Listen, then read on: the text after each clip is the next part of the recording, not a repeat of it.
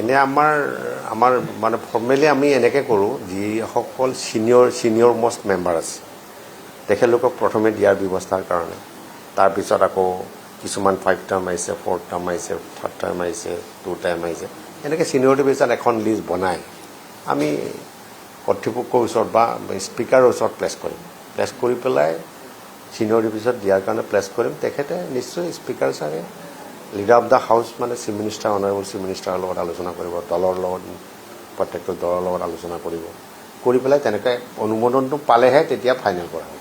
মানে কথাটো নিয়ম আছে, যেতিয়া চবকেতো দিয়া হ'বই। আমাৰ বিধায়কসকলক কোৱাৰ্টাৰ আবণ্টন দিয়াটো আমাৰ অসম বিধানসভাৰ ছেক্ৰেটেৰিয়েটৰ আমাৰ দায়বদ্ধ, আমাৰো আছে।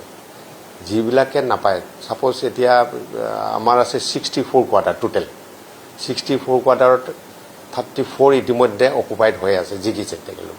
পুৰণা মেম্বাৰ আছিলে, আকৌ পুনৰবাৰ জিকিছে। এতিয়া থাকিলে আমাৰ 30, এতিয়া ভেকেট আছে আমাৰ 30 কোৱাৰ্টাৰ।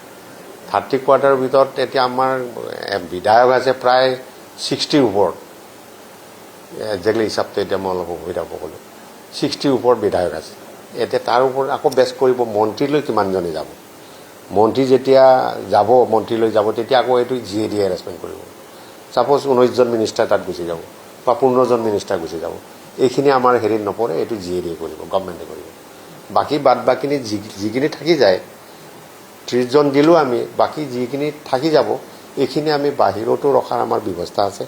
বাহিৰত ৰাখিলে তেখেতলোকক আমি 60,000কৈ ভাড়া হিচাপত দিয়া হয়, টোটেল 60,000কৈ দিয়া হয়। যদি কোনোবাই আকৌ তাৰে ভিতৰত নিউ MLA হোষ্টেলতে থাকিম ছিকিউৰিটিৰ ৰিজনত, তেনেকৈ বিচাৰিলে ইয়াতো যিহেতুকে ইয়াৰ কোৱাৰ্টাৰবোৰ সৰু, সেইকাৰণে 2টাকৈ ৰুম দিলে তেওঁলোকে থাকিব ব্যৱস্থা কৰি দিয়া হয়। কিন্তু কিছুমান বিধায়ক, মাননীয় বিধায়কে থাকিব ইচ্ছা নকৰে অলপ ঠেকটো, সেইকাৰণে বাহিৰত থকাটো কিছুমান প্ৰিফাৰ কৰে। কি হয় ভৱিষ্যতে এইটো পৰৱৰ্তী কালতে বিধায়কে যেনেকৈ বিচাৰে তেনেকৈ আমি আমাৰ ফালৰ পৰা এইটো আমি নকওঁ, সাহস পক্ষকে বুলি দিব লাগিব না, বিধায়ক হিচাপে ট্ৰিট কৰি পেলাই আমি ওপৰত প্লেচ কৰোঁ। মই ক'লোৱেই নহয়, speaker sir, honourable speaker sir আৰু লিডাৰ অফ দ্য হাউচৰ লগত আলোচনা কৰি যেনেকৈ ব্যৱস্থাটো কৰে, তেনেকৈ যেনেকৈ পৰামৰ্শ দিয়ে তেনেকৈ পৰৱৰ্তীকালে আবণ্টন ব্যৱস্থা কৰা হয়।